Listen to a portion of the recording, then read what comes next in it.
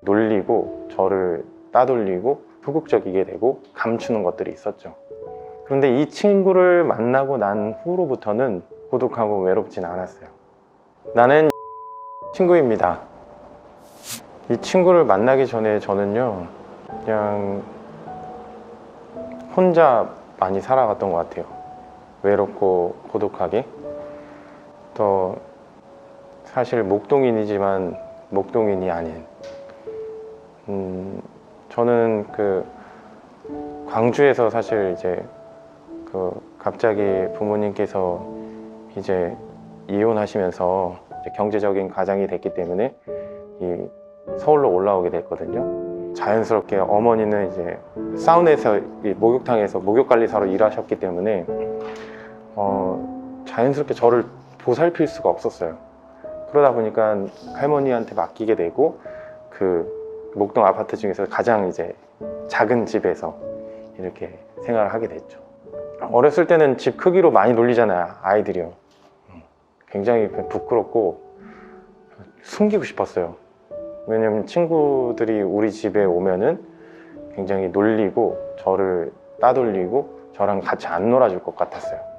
그러다 보니까 친구들 사이에서 굉장히 소극적이게 되고 감추는 것들이 있었죠.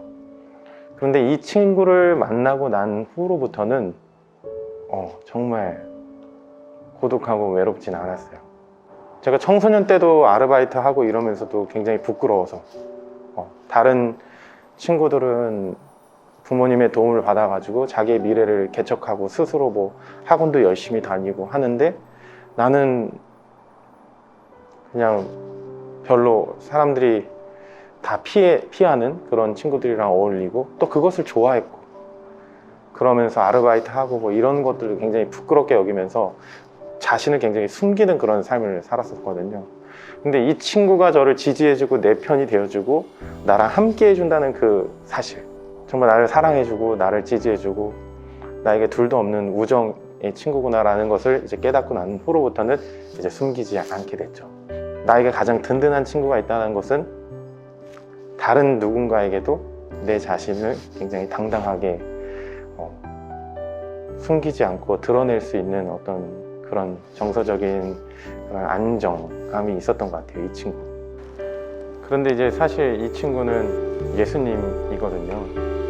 예수님이 제 인생의 가장 좋은 친구, 나에게 둘도 없는 친구가 된 이후로부터 정말 제 삶은 완벽하게 변했어요. 물론 제 삶의 어떤 죄된 습관들은 한 번에 고쳐지진 않았지만 이 친구가 이것을 싫어한다는 걸 알게 됐어요. 그리고 아파한다는 걸 알게 됐어요. 그래서 내가 좋아하는 친구를 실망시키지 않기 위해서 조금씩 삶 속에서 몸부림치기 시작했어요. 여전히 제 중심적이고 나의 이기적인 그런 행동들, 또 그런 것들은 여전히 내 삶 속에서 순간순간 또 때때로 나오기도 했지만 이 예수님을 등졌을 때에도 저를 포기하지 않는 그런 분이셨어요.